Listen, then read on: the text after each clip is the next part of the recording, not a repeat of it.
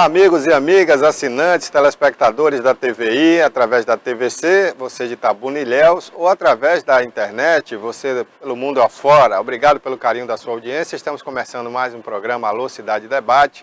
Hoje, Ronald Khalid e Rui Correa, eles não estarão aqui, já que o Ronald está aí com a gripe, né, muito forte, e o Rui Correa com afazeres aí profissionais da sua área de direito, ele não pôde também comparecer ao programa.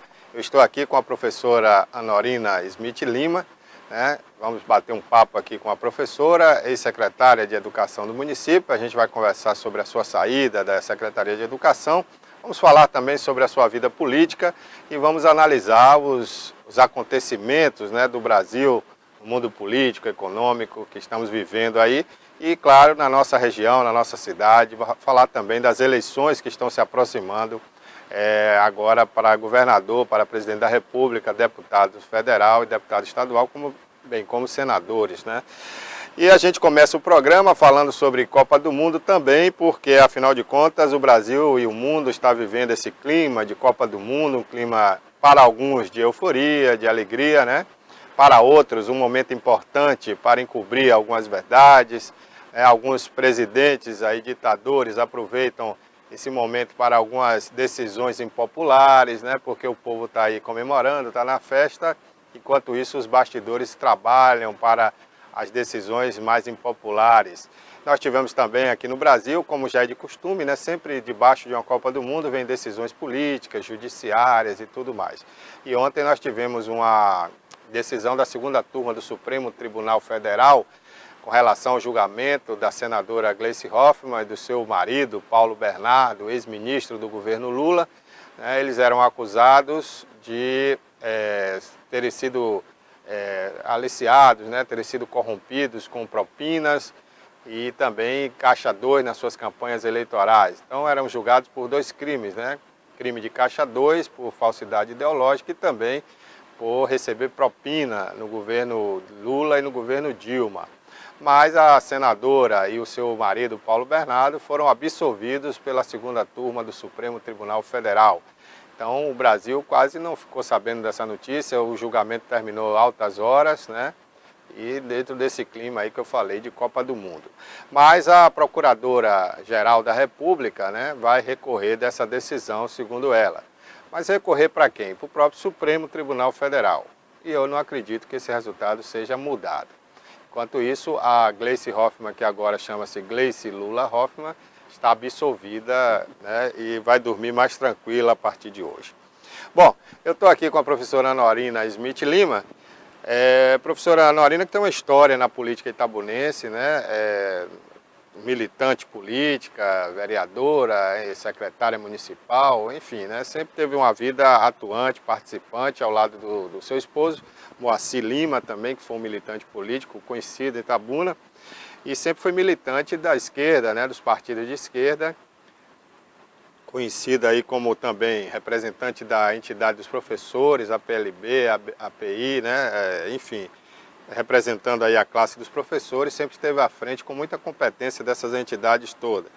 E agora, né, recentemente se viu aí numa situação delicada, né, já que os professores que gostam muito da Anorina, que foi sua representante durante muito tempo, se viu na situação de secretária e numa prefeitura sem recursos municipais para gerar os pagamentos desses professores e outras despesas. E ela veio aqui para falar sobre essa situação, como ela viveu essa situação, né, e como foi e por que a sua saída da secretaria, já que o próprio prefeito elogia a Anorina, né, o seu trabalho e a sua competência, então as pessoas não entenderam bem por que a Anorina deixou a prefeitura.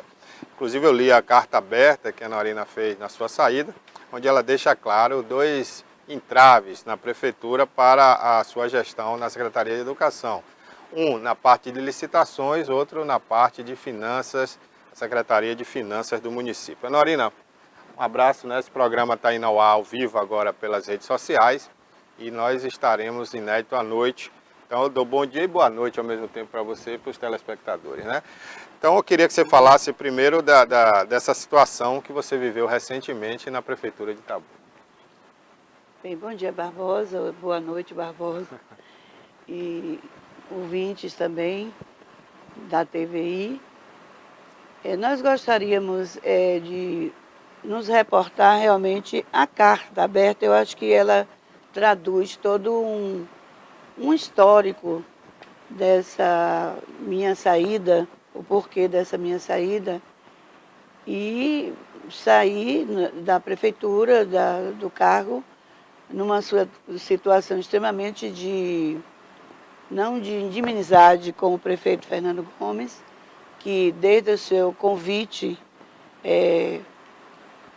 para esse cargo de secretária de Educação, que foi uma posição pessoal dele, eu atendi a esse convite, objetivando mesmo contribuir com a educação de Itabuna, já que eu tinha vivido os momentos outros da minha vida em termos de vim do chão da escola. Eu sou professora, vim do chão da escola, depois passei a integrar politicamente também o trabalho da cidade, quando fui vereadora.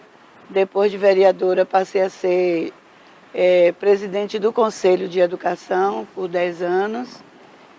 Então eu tenho um processo de história com a educação bastante forte. E o cargo de secretária foi um cargo que iria, para mim, ser uma forma de ocupação, objetivando a contribuição para a educação do município, que passa por uma crise muito grande e por problemas bastante sérios que precisam ser modificados. Então, nós assumimos com esse objetivo, mas houve os entraves, como você citou aí. Uma secretaria de educação, do porte de educação e de saúde também, que são duas secretarias fins em qualquer administração, elas têm que terem apoio irrestrito de todos os setores para andar, para que realmente ela tenha um fortalecimento para o trabalho se desenvolver. Então, o trabalho dessas duas secretarias, principalmente, se não tiver o apoio do setor de licitação e da fazenda ou das finanças, como é chamado, fica difícil. Né? E do planejamento. Planejamento e fazenda, no caso de Itabuna, é uma secretaria que absorve tanto planejamento como fazenda. É uma pessoa só. Que é mais complexo ainda, porque você tem que ser um técnico, né, dessa área, que vai fazer o planejamento de toda a administração e, ao mesmo tempo, gerenciar o recurso para todo esse conjunto dessa engrenagem da máquina administrativa. Então, é uma secretaria forte que ela tem que dar sustentação à execução das ações de todas as secretarias. Principalmente a da educação, que é uma secretaria que tem recursos vinculados. Esses recursos vinculados, do mínimo de 25% de impostos para aplicar em educação, eles têm que ser assegurados mensalmente, no máximo bimensalmente. Tem que haver esse equilíbrio, esse controle, para que a secretaria ande. E nós, desde o início, tivemos esse problema a partir da entrada desse novo secretário de Planejamento e Fazenda, o seu Moacir Messias, onde ele entrou no governo em setembro de 2017, e nós começamos a ter algumas dificuldades pelo ritmo, né, que ele dava, que continua dando à secretaria.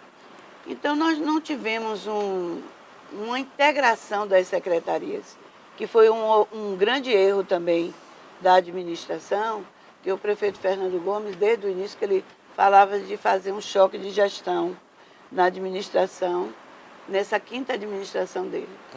E isso não se consolidou e não aconteceu ainda por conta de uma falta de planejamento.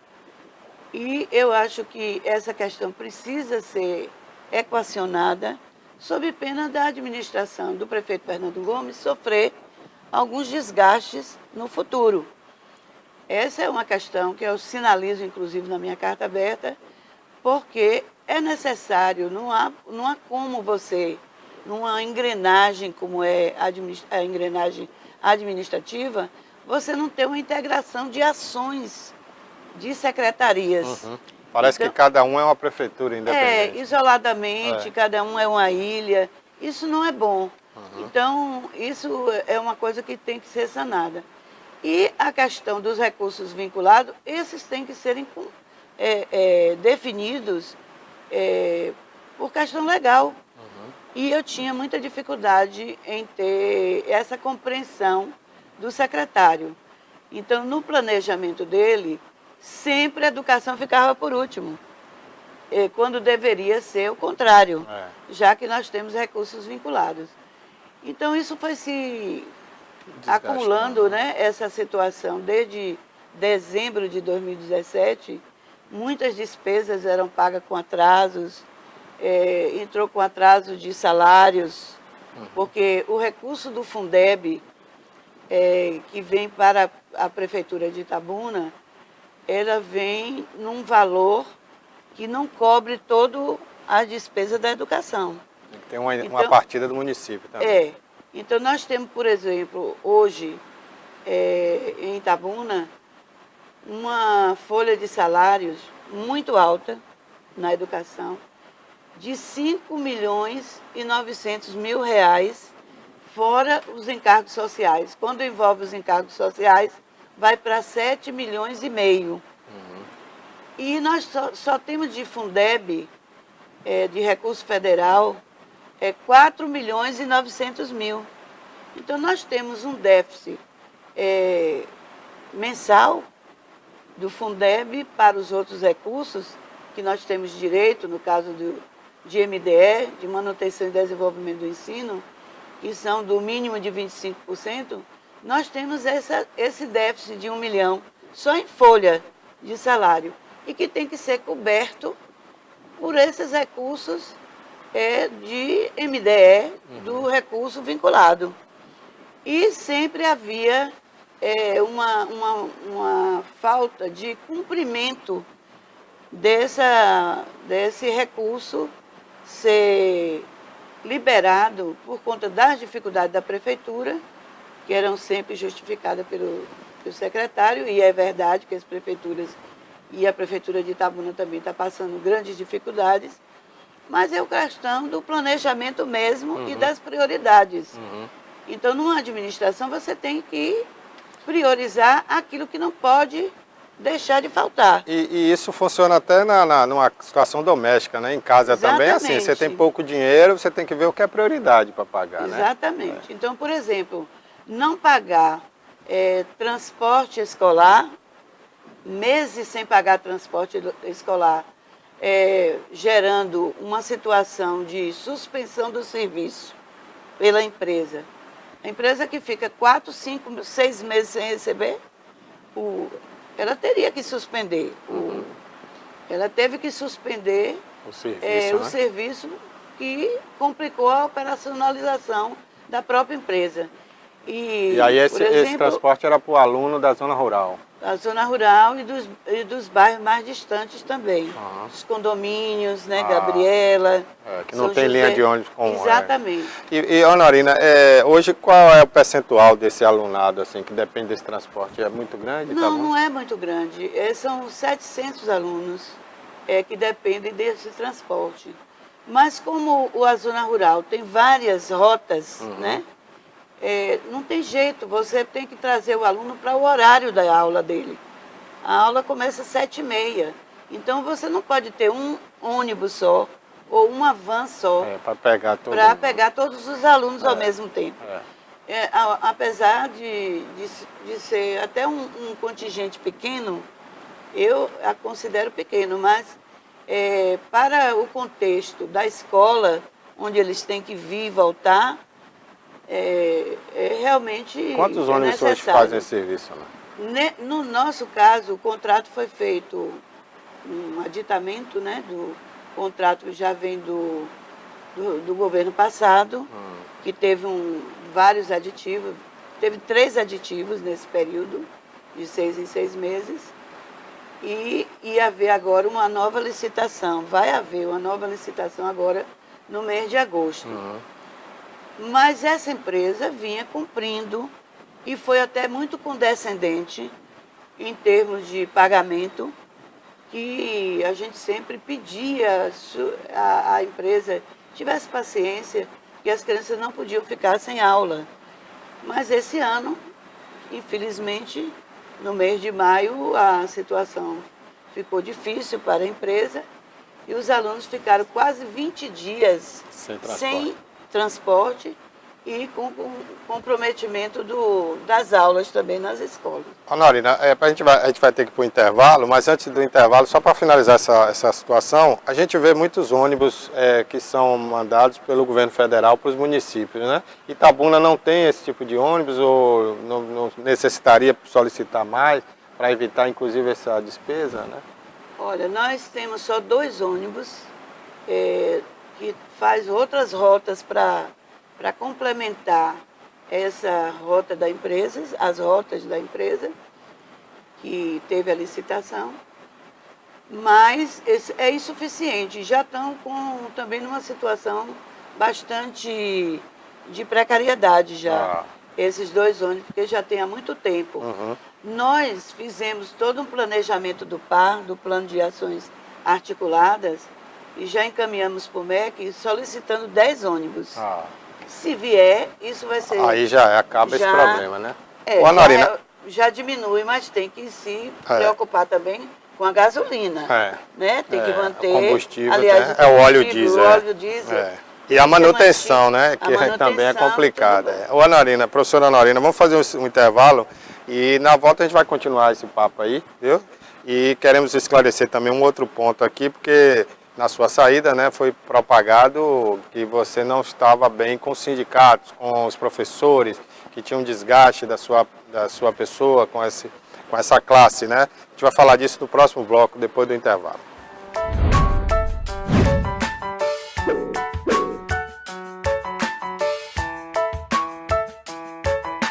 Olá, estamos de volta em mais um bloco aqui do programa Alô Cidade Debate. Hoje eu estou aqui com a professora Norina Smith Lima, ou Norina Alves Smith Lima, né? Seu nome completo. E a professora está falando aqui da sua saída como secretária de Educação do município, o porquê da sua saída, né? E eu deixei uma pergunta aí no último bloco que se propagou aí nos corredores da vida, nos rádios corredores, né? Nos fundos aí, nos bastidores, de que a professora teria um desgaste com o sindicato e com a classe dos professores, enquanto secretária de Educação. Aconteceu isso em algum momento, Norina? Você se desgastou com aquela mobilização de greve do sindicato, na porta da prefeitura, nos corredores da prefeitura, né? Inclusive teve manifestação lá. Como é que foi essa relação com os professores? Olha, Barbosa, antes de responder essa questão que você coloca sobre a relação com o sindicato, eu gostaria só para concluir aquela posição inicial, de que questões básicas da educação, né, como transporte escolar, a questão de estagiários que ajudam as creches e a educação especial. Nós precisamos desses estagiários porque eles apoiam o trabalho com os professores. A falta deles prejudica o funcionamento dessas 2 áreas, desses 2 segmentos, da educação especial e das creches. Foi muito desgastante isso, porque atrasar 3 meses de bolsa auxílio para estagiário é um absurdo, porque isso compromete o funcionamento das áreas que dependem desses estagiários, né? E uma outra coisa é pagar salário atrasado. O secretário sabia que o Fundeb não dava para pagar todo o recurso da educação e dos professores. Então, ficava uma parte do recurso, tinha que ser complementado com recurso próprio. E, sistematicamente, o pagamento só saía por último.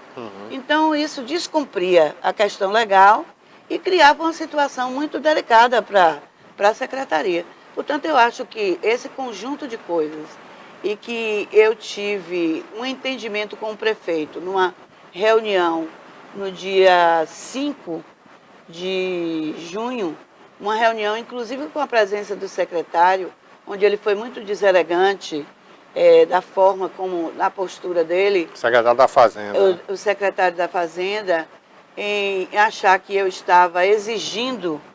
Eu não estava exigindo, eu estava querendo que o prefeito participasse de uma discussão onde ele deveria intervir, já que havia muitas demandas não pagas dentro da minha secretaria.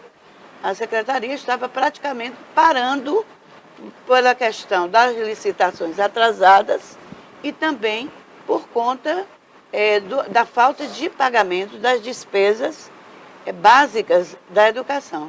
E o secretário fez toda uma mobilização junto ao governo para me desgastar, né? E isso culminou na minha saída e eu queria deixar isso bem claro. Agora, no seu foi uma divergência com o prefeito diretamente, mas foi esse conjunto de fatores que inviabilizando o trabalho da secretaria. Agora, no seu ponto de vista, Honorina, enquanto gestora também, né, você via na Secretaria de Fazenda uma condição de planejar e pagar isso, mesmo com essa escassez de recurso local?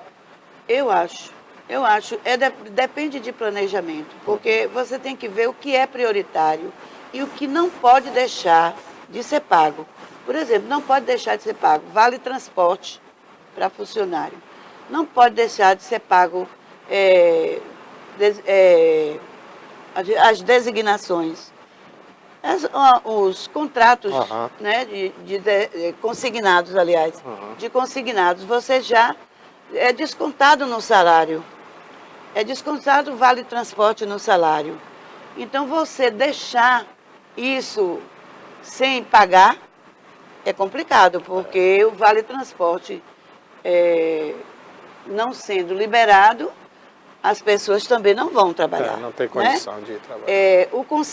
O consignado não pago termina prejudicando quem fez o empréstimo no banco. Então, são coisas básicas que... E depois nós temos o recurso vinculado. Então, como o recurso é vinculado, primeiro tem que separar os 25% para a educação e os 15% para a saúde.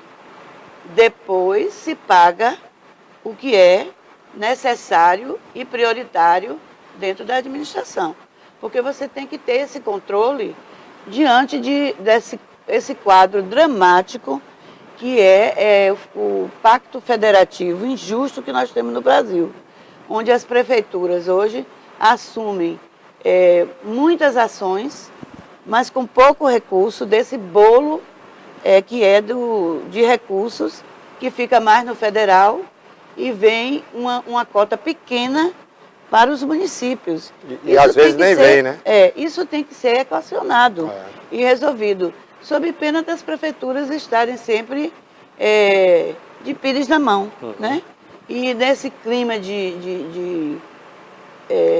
econômico que nós estamos vivendo, né, de desgaste econômico, de corrupção e tudo mais, de desvio de recursos, isso sobra muito para as prefeituras. Não resta dúvida que nós estamos em crise, com dificuldades, mas dentro das dificuldades, as prioridades da administração não podem ser esquecidas.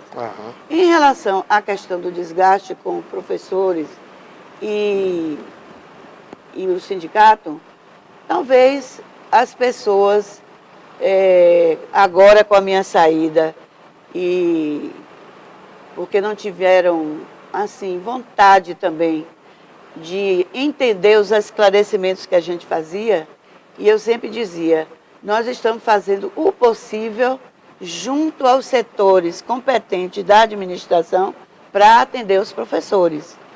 Se os professores estavam recebendo com atraso, se os professores estavam sem vale transporte, sem condições melhores no funcionamento das escolas, né? e nós herdamos do governo passado as escolas todas precárias, com escolas, a grande maioria com 8, 10, 12, 15 anos, sem nenhuma intervenção, nem de reforma, nem de manutenção. Então a situação é grave e nós não temos investimento sobrando, porque todo o recurso da educação é gasto para pagar salário praticamente. O recurso vinculado praticamente todo é para pagar salário. E nós temos essa dificuldade. A folha é muito grande, muitos professores em desvio de função, muito professor aposentado na folha, muito professor que está em vias de aposentadoria, mas não quer se aposentar, porque a legislação, inclusive, admite que ele continue mesmo depois de aposentar. Depois de se aposentar. Então, e vai de encontro, inclusive, com a lei de responsabilidade fiscal. Então, toda essa engrenagem de amarras legais e administrativas foram muito ruins e foram muito difíceis para a gente. Inclusive, quando você chegou lá na secretaria, eu soube que tinha muito professor que não queria dar aula, queria trabalhar em outro setor, né? Exatamente. Que é o desvio de função, acho que você falou. Exatamente.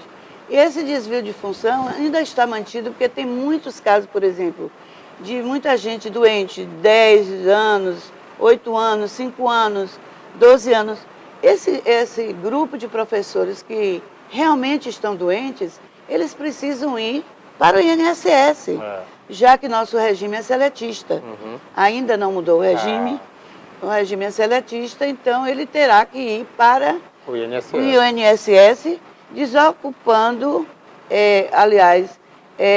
equilibrando mais essa receita, né, do pagamento da folha de salário. Então nós temos muita coisa na Secretaria de Educação para serem resolvidas, sob pena da gente ficar sem fazer nenhum investimento na Secretaria de Educação. Há já algumas posições por exemplo, um programa de demissão voluntária, né? Mas ninguém quer aderir, né? Não, mas não foi feito ainda. Não foi feito Está ainda. em processo de discussão com a Procuradoria, que eu acredito que vai ser uma saída. Uma outra questão também, aquele aposentado que não tem mais condição de trabalhar em sala de aula, ele tem que sair mesmo. Não tem que a administração ficar admitindo esse funcionário, né? Aquele aposentado que ainda pode trabalhar, ele não deve ficar no teto do salário que ele se aposentou. Ele tem que vir para o salário inicial. Porque ele já se aposentou. Ele já se aposentou. Ele tem que vir para o salário inicial. É como se ele começasse um novo contrato. Isso ainda não foi solucionado na prefeitura. Então, tem alternativas que têm que ser encontradas sob pena da gente ter problemas na educação. E com relação ao sindicato, o sindicato nunca compreendeu esse processo, ele conhece tudo. O sindicato, eu estive lá, inclusive em 2016, o SIMP me convidou, a presidente, para participar da comissão mista de negociação da campanha salarial de 2016, porque o sindicato queria encontrar uma resposta porque o prefeito não ia dar reajuste salarial aos professores. E me solicitaram uma posição, que eu acompanhasse também, eu fiz parte dessa comissão. E foi muito bom fazer parte da comissão, porque a gente descobriu todas essas dificuldades que estavam por trás da folha de salário dos professores. Então o sindicato tem consciência, sim, ele tem conhecimento da realidade que precisa ser modificada. Então, os atrasos não dependiam de mim, né? Porque é uma outra secretaria. A questão do recurso do Fundeb, não, porque é um recurso que a gente tem o controle de monitorar e a execução. Embora passe também pela Fazenda, né? Passe para a Fazenda, mas ele não... a gestão desse dinheiro é sua.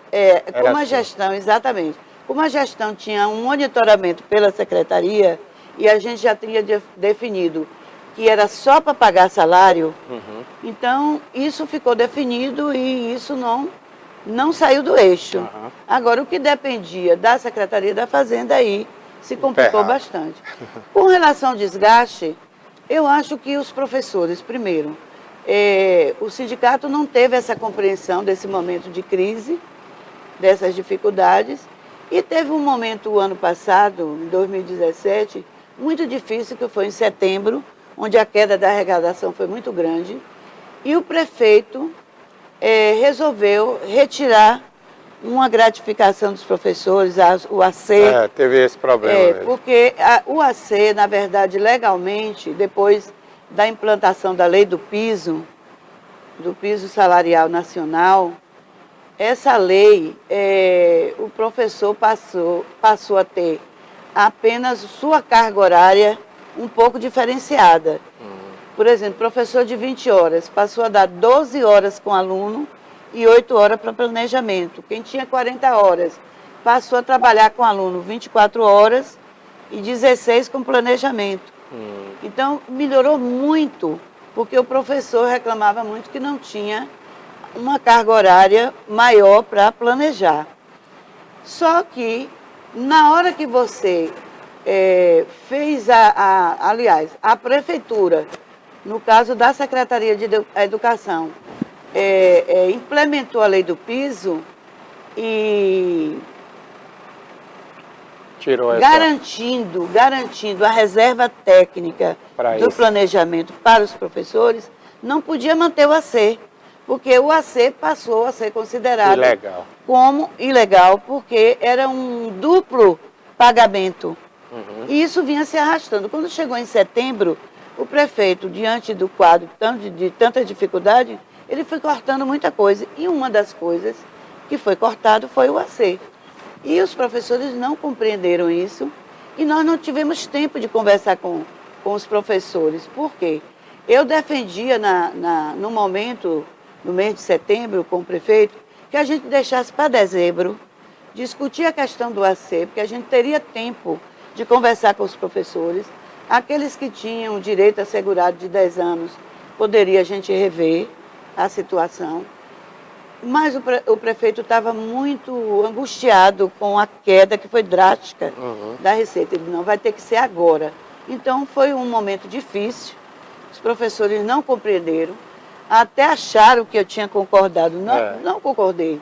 A minha sugestão foi que deixasse para dezembro, para que a gente tivesse tempo suficiente para negociar, para discutir com os professores, rever a situação. Mas, infelizmente, as coisas acontecem. E eu fui realmente assim, injustiçada nessa situação, né? Mas então, na verdade, o desgaste que se fala foi em função disso aí, né? O desgaste foi muito em função disso aí, porque as outras questões, eu acho que o sindicato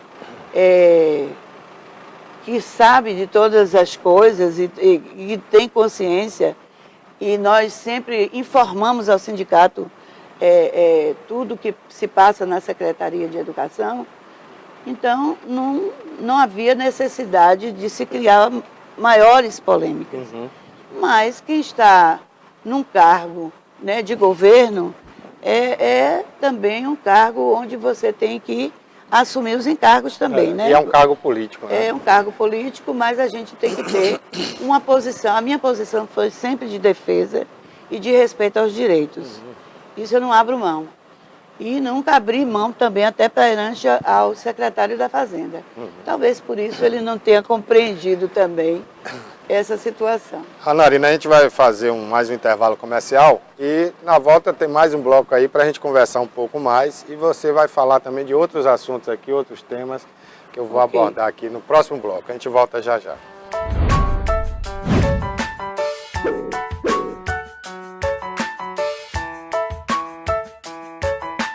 Olá, estamos de volta, mais um bloco aqui do programa Alô Cidade Debate. Hoje sem a presença do Ronald Khalid, como eu disse no início, né? Tá gripado, coisa da idade, né, Ronald? E também o Rui Correia, que hoje teve um compromisso como advogado e não pôde estar aqui com a gente. Eu estou conversando com a ex-secretária de Educação do município, a professora Anorina Alves Smith Lima, né, que falou aqui já sobre a sua saída, o porquê da sua saída, e a gente estava fazendo aqui uma análise de como ela encontrou a secretaria, de como deixou a Secretaria de Educação do município. E a última pergunta, professora, para a gente finalizar, né, sobre esse assunto, a senhora falava aí há pouco da questão do sindicato, né, e dos acordos feitos, e alguns o sindicato não queria cumprir, né, não queria colaborar também, enquanto sindicato, que tem o sindicato no Brasil, inclusive, na minha opinião, ele é muito conturbado, é muito distorcido, né, a situação do sindicato. O sindicato está ali para fazer a mediação, evitar conflitos entre patrões e empregados, mas no Brasil o sindicato foi instituído apenas para fazer e promover os seus diretores para futuras eleições e usar o trabalhador como instrumento dessa promoção pessoal dos seus diretores. Isso é a grande maioria, não sei se é o caso do Sindicato dos Professores, mas a grande maioria dos sindicatos do Brasil, né, e não está ali pensando no coletivo, no bem comum dos seus sindicalizados e também dos patrões, ou no caso aqui da prefeitura, enfim. Mas todo sindicato age dessa maneira no Brasil e as suas centrais também. 90% é utilizado como massa de manobra para buscar voto e apoio para seus diretores. Como era a relação aqui, você já falou da sua relação com o sindicato, que era boa, inclusive você chegava aí lá, mas eu soube que teve casos aí que o sindicato não quis colaborar e jogou o sindicalizado contra a secretaria, né? É verdade. Ou não é verdade isso? É verdade, a gente pode dizer que é verdade, porque, por exemplo, no caso do AC, né, que tinha uma interpretação legal, que a interpretação do sindicato é outra, mas tinha uma interpretação legal da Procuradoria, e foi feito um decreto retirando o porquê da retirada. Havia professores que nem recebiam e que passaram a receber depois da lei do piso, ainda pior essa situação. E o sindicato, em vez de estar fazendo um processo de negociação para resolver a questão, ele partiu logo para uma ofensa à secretaria. E nós, apesar de termos até discutido, na presença do prefeito, com a presidente do sindicato, de que aqueles que tinham 10 anos, no caso de AC, que deveria ser resolvido junto na administração, o sindicato não para mostrar serviço, moveu logo uma ação contra a prefeitura. E a Procuradoria disse para mim, já que o sindicato moveu uma ação, vamos aguardar o que vai ser decidido na ação. Quer dizer, uma situação que poderia ser resolvida, negociada, daqueles que já tinham 10 anos de AC, foi interrompida por uma imprudência, eu posso dizer assim, do sindicato. Uma outra questão, os professores que tinham 80 horas, eu cheguei na secretaria fazendo um levantamento, encontrei vários professores de 80 horas. E conversando com o prefeito sobre a situação, eu disse que ia baixar uma portaria, convocando todos os professores que estavam nessa situação, para que eles abdicassem de 20 horas em um dos vínculos que ele tinha, porque ele tinha 40 horas no estado e 40 horas no município. Ora, no estado ninguém quer sair, porque paga mais.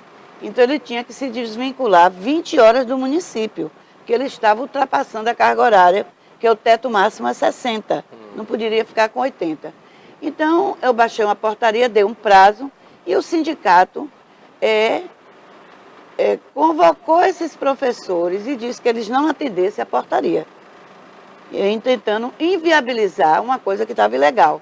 Então, assim, são atitudes que terminou criando problemas. Por exemplo, eu baixei uma portaria para resolver a questão dos coordenadores pedagógicos, para selecionar coordenador pedagógico, que é necessário, além de nós estarmos com um quadro grande, que era uma oportunidade na seleção de também baixar o quadro de coordenadores, havia necessidade de se fazer uma espécie de avaliação né, desses coordenadores que nunca ocorreu no município e que é um quadro importante dentro da escola, que ele orienta professores e o coordenador também intervém com orientações para o trabalho pedagógico com os alunos.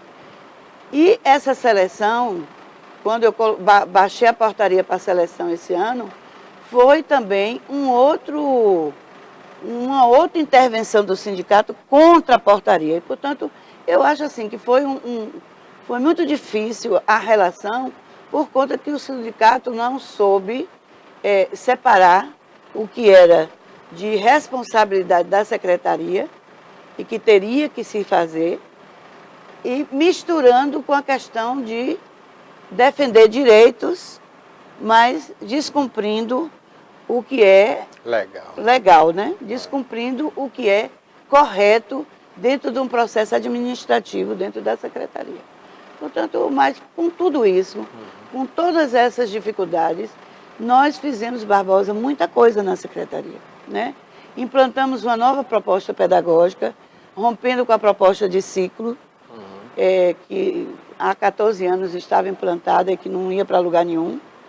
Os alunos com defasagem muito grande de aprendizagem. E nós instalamos uma proposta de escolarização anual. Logo quando entramos, pedimos autorização ao Conselho. O Conselho autorizou de forma, assim, temporária, até que a gente encaminhasse a proposta definitiva. A proposta já está no Conselho, já vai sair o parecer agora. Acho que lá para julho sai o parecer. E nós vamos estar casando com essa proposta nossa com a BNCC, que é a Base Nacional Comum Curricular, né? Que está mudando todo o currículo no Brasil.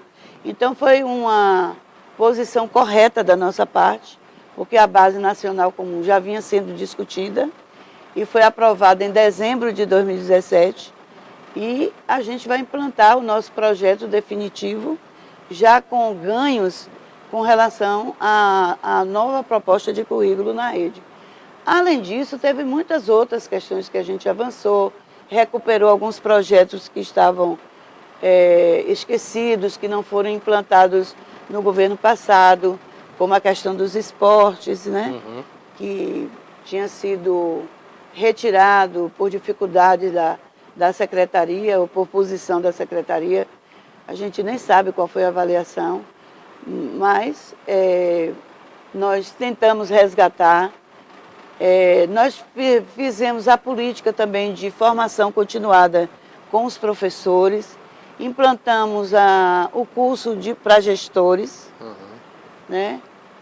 Já está com indicação dos gestores e coordenadores terem a primeira avaliação de desempenho em dezembro desse ano. Então, muita coisa foi realizada, as bases estão prontas para qualquer pessoa que entrar já encontrar a secretaria arrumada. A questão do MEC, por exemplo, todo o par já foi construído, já foi tudo encaminhado para o Ministério da Educação.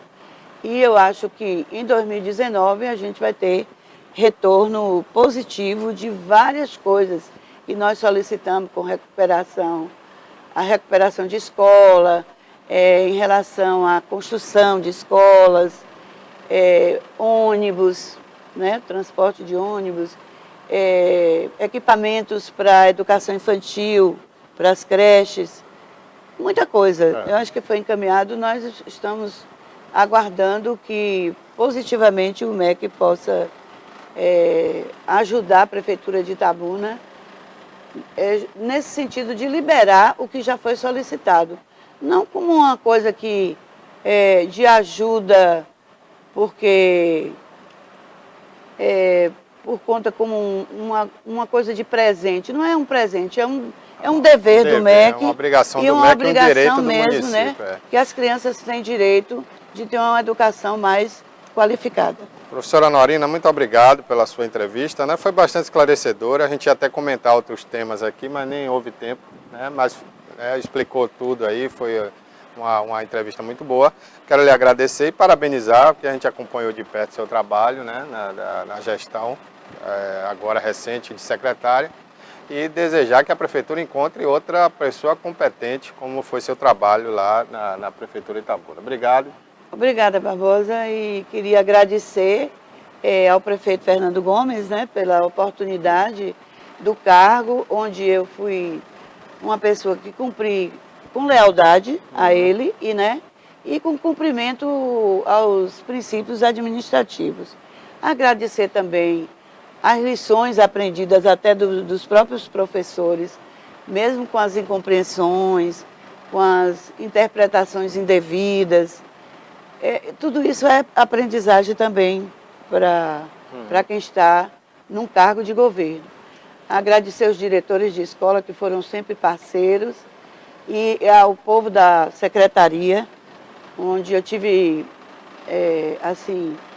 posição aberta de indicação para os departamentos e que colaboraram e que foram generosos, comprometidos no trabalho, e agradeço também a eles todo o trabalho que foi feito, que não foi só por mim, mas foi por muitas mãos. Ok. Né? Obrigado, professora. A gente volta no próximo bloco para encerrar o programa, né? E tem muito mais assunto aí para a gente falar e vamos fazer um resumo rapidamente no próximo bloco. Até já.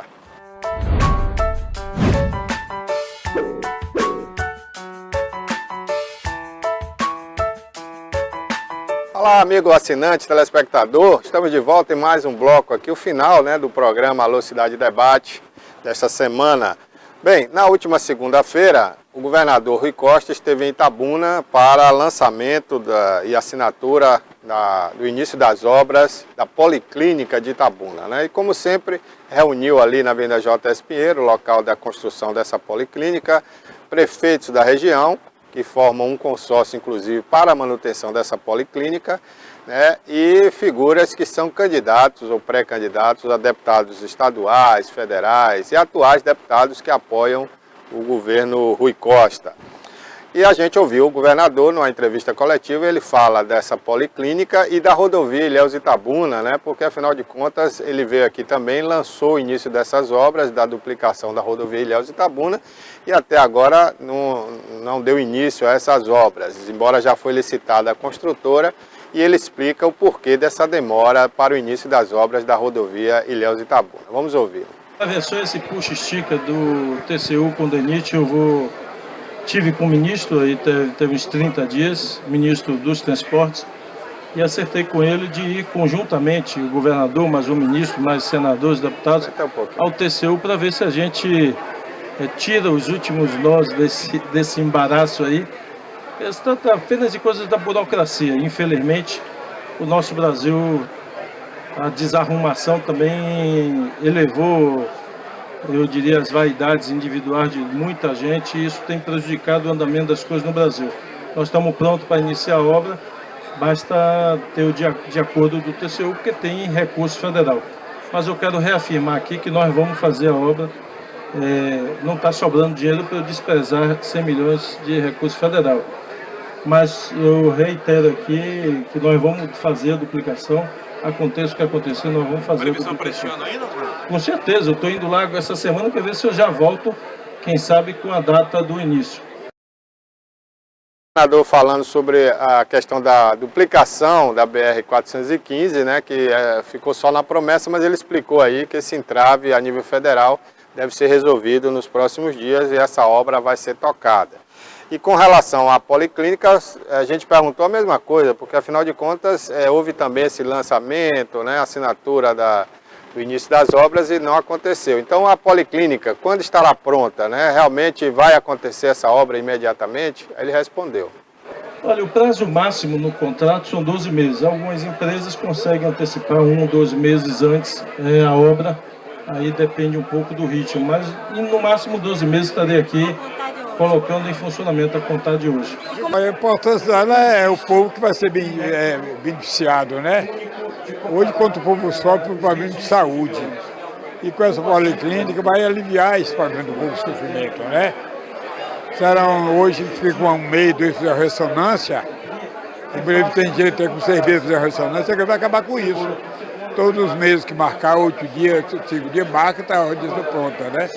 Então, nós só estamos em Itabuna e os 31 municípios são beneficiados.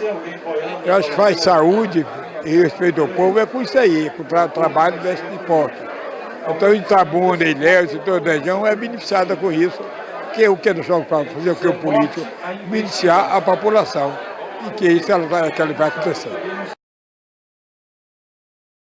Está aí, portanto, a assinatura da ordem de serviço, né, do governador, ali todos os prefeitos, deputados federais, estaduais estavam ali ao lado, secretário de saúde do estado.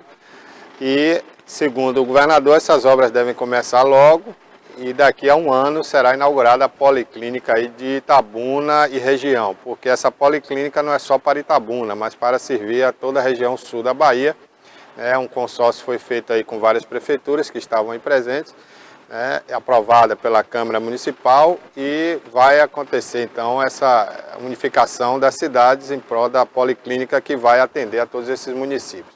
A policlínica é uma estrutura de um mini hospital, embora não tenha alta complexidade, não faz cirurgias, né, cirurgias complexas, apenas pequenas microcirurgias, mas o bom dessa policlínica, né, ela funcionando na sua capacidade, é a questão da ressonância magnética, da ultrassonografia, da mamografia, dos exames mais complexos que hoje o itabunense principalmente não tem, né, esse atendimento em Itabuna. Se ele quiser uma ressonância, ele vai esperar aí 6 meses ou mais.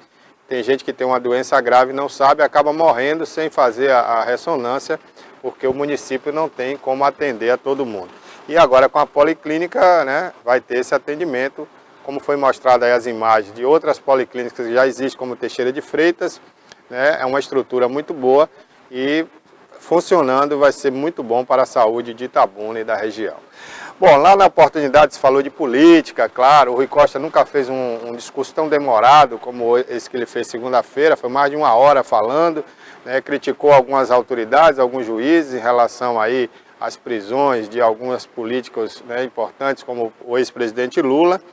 E o prefeito Fernando Gomes falou aí da situação do prefeito de Salvador, que veio a Itabuna no último sábado com o Zé Ronaldo e a comitiva do DEM, e fizeram um encontro aí no Centro Espírita, né, e criticaram as obras do teatro. E aí o prefeito falou, fez um desabafo lá, e disse que o Zé Ronaldo não deveria ter criticado o teatro de Itabuna, porque o de Feira se encontra fechado, mas o de Itabuna vai funcionar e as obras estão a todo vapor. E ele quer inaugurar esse teatro de Itabuna aí no mês de setembro, foi o que disse o prefeito Fernando Gomes. Bom, por hoje é só, o tempo acabou, né? A gente fez uma boa entrevista aí com a professora Ana Aurina Smith Lima. Se você perdeu esse programa, você pode acompanhar aí na programação da TVI. No site você vai ver lá os horários alternativos, ou pela TVC, né? Você de Itabuna e Ilhéus pode acompanhar. E se não der tempo, você pode, a próxima semana vai estar disponível também no YouTube em HD, para você assistir ou gravar, fazer o que você quiser, tá bom? Um forte abraço a todos, um abraço ao Ronald, que se recupera aí de uma gripe. No próximo programa estará aqui com a gente, e o Rui Correia, que também não pôde vir hoje. Um abraço a todos aí, até o próximo.